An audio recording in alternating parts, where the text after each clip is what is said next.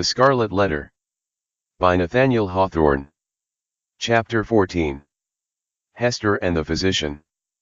Hester bade little Pearl run down to the margin of the water, and play with the shells and tangled seaweed, until she should have talked a while with yonder gatherer of herbs. So the child flew away like a bird, and, making bare her small white feet, went pattering along the moist margin of the sea. Here and there she came to a full stop, and peeped curiously into a pool, left by the retiring tide as a mirror for Pearl to see her face in. Forth peeped at her, out of the pool, with dark, glistening curls around her head, and an elf smile in her eyes, the image of a little maid whom Pearl, having no other playmate, invited to take her hand and run a race with her. But the visionary little maid on her part, beckoned likewise, as if to say, "This is a better place, come thou into the pool." And Pearl, stepping in mid-leg deep, beheld her own white feet at the bottom, while, out of a still lower depth, came the gleam of a kind of fragmentary smile, floating to and fro in the agitated water. Meanwhile her mother had accosted the physician. "I would speak a word with you," said she, "a word that concerns us much." "Aha! And is it Mistress Hester that has a word for old Roger Chillingworth?" answered he, raising himself from his stooping posture. "With all my heart." "Why, mistress, I hear good tidings of you on all hands.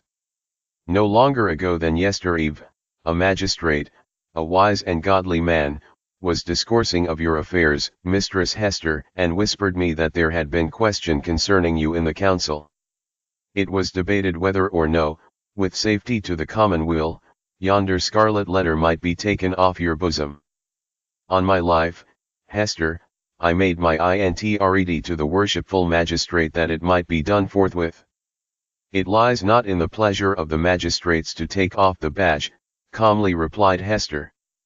"Were I worthy to be quit of it, it would fall away of its own nature, or be transformed into something that should speak a different purport." "Nay, then, wear it, if it suit you better," rejoined he. "A woman must needs follow her own fancy touching the adornment of her person. The letter is gaily embroidered, and shows right bravely on your bosom." All this while Hester had been looking steadily at the old man, and was shocked, as well as wonder-smitten, to discern what a change had been wrought upon him within the past 7 years.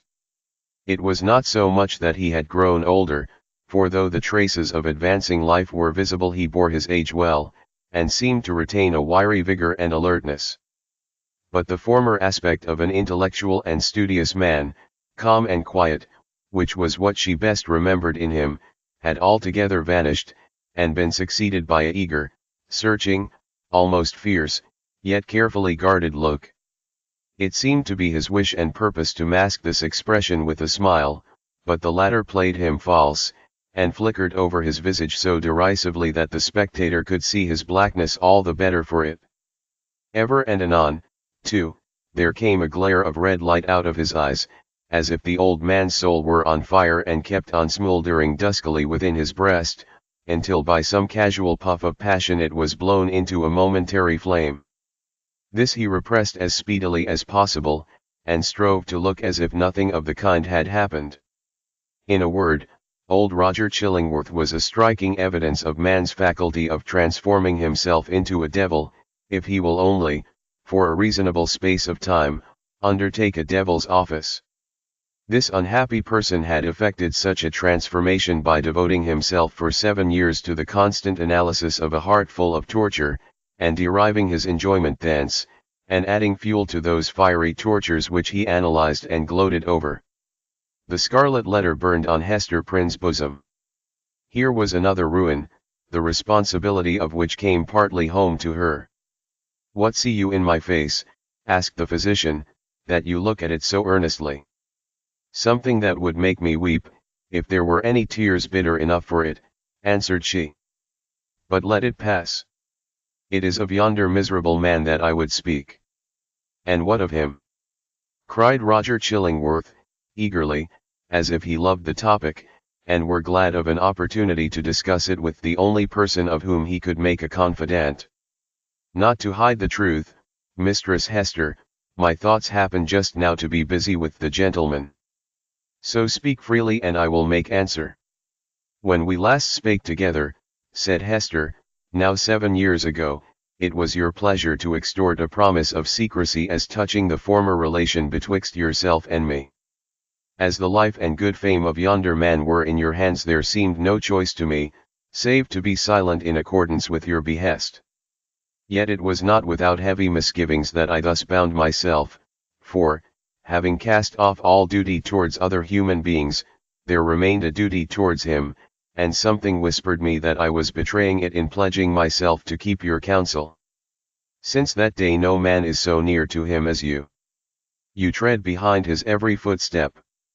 You are beside him, sleeping and waking. You search his thoughts.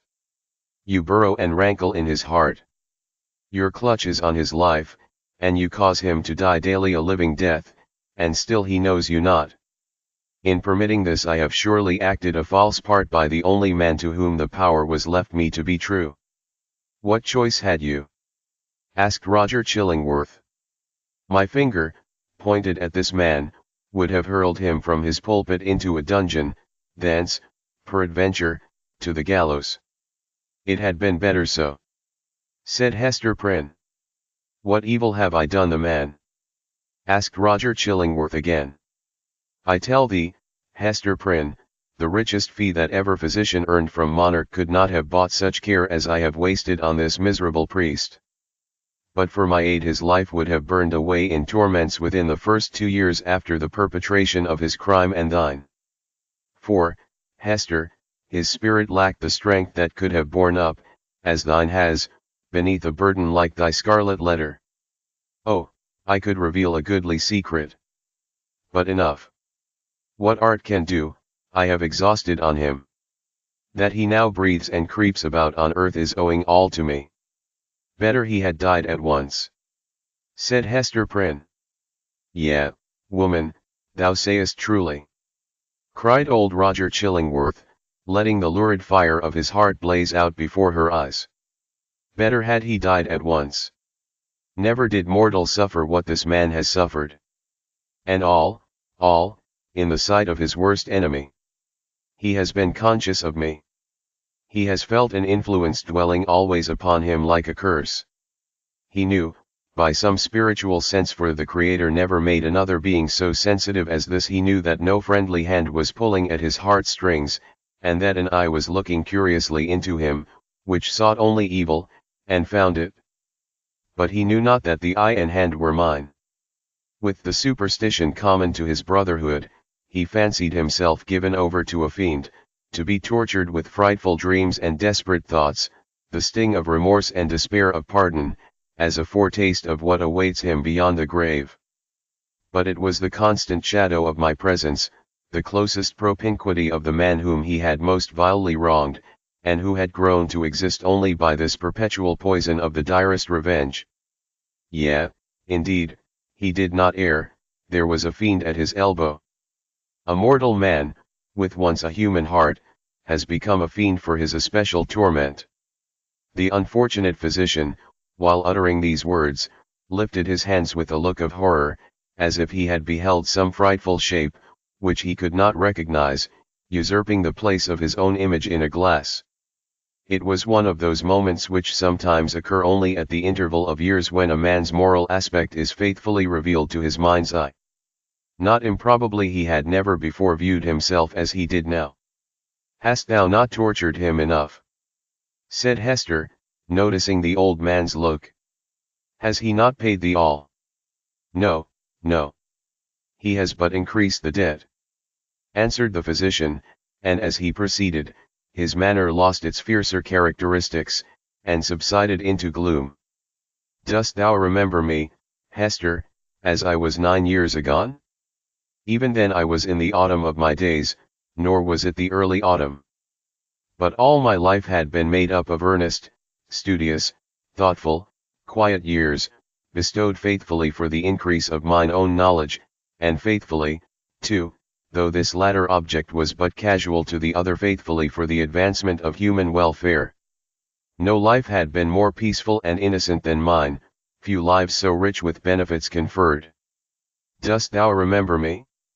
Was I not, though you might deem me cold, nevertheless a man thoughtful for others, craving little for himself, kind, true, just and of constant, if not warm affections? Was I not all this? All this, and more, said Hester. And what am I now? Demanded he, looking into her face, and permitting the whole evil within him to be written on his features. I have already told thee what I am, a fiend. Who made me so? It was myself, cried Hester, shuddering. It was I, not less than he. Why hast thou not avenged thyself on me?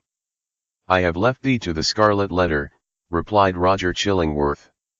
If that has not avenged me, I can do no more. He laid his finger on it with a smile. It has avenged thee, answered Hester Prynne. I judged no less, said the physician. And now what wouldst thou with me touching this man? I must reveal the secret, answered Hester, firmly. He must discern thee in thy true character. What may be the result I know not. But this long debt of confidence, due from me to him, whose bane and ruin I have been, shall at length be paid. So far as concerns the overthrow or preservation of his fair fame and his earthly state, and perchance his life, he is in my hands.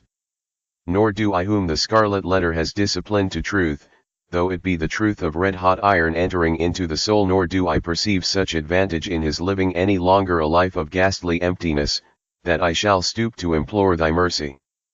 Do with him as thou wilt. There is no good for him, no good for me, no good for thee. There is no good for little Pearl. There is no path to guide us out of this dismal maze. Woman, I could well nigh pity thee, said Roger Chillingworth, unable to restrain a thrill of admiration too, for there was a quality almost majestic in the despair which she expressed. Thou hadst great elements. Peradventure, hadst thou met earlier with a better love than mine, this evil had not been. I pity thee, for the good that has been wasted in thy nature. And I thee, answered Hester Prynne, for the hatred that has transformed a wise and just man to a fiend. Wilt thou yet purge it out of thee, and be once more human? If not for his sake, then doubly for thine own. Forgive, and leave his further retribution to the power that claims it. I said, but now, that there could be no good event for him, or thee, or me, who are here wandering together in this gloomy maze of evil, and stumbling at every step over the guilt wherewith we have strewn our path. It is not so. There might be good for thee, and thee alone, since thou hast been deeply wronged and hast it at thy will to pardon. Wilt thou give up that only privilege? Wilt thou reject that priceless benefit? Peace, Hester, peace. Replied the old man, with gloomy sternness. It is not granted me to pardon. I have no such power as thou tellest me of. My old faith, long forgotten, comes back to me, and explains all that we do, and all we suffer. By thy first step awry, thou didst plant the germ of evil, but since that moment it has all been a dark necessity. Ye that have wronged me are not sinful, save in a kind of typical illusion, neither am I fiend-like, who have snatched a fiend's office from his hands. It is our fate. Let the black flower blossom as it may. Now, go thy ways, and deal as thou wilt with yonder man. He waved his hand, and betook himself again to his employment of gathering herbs.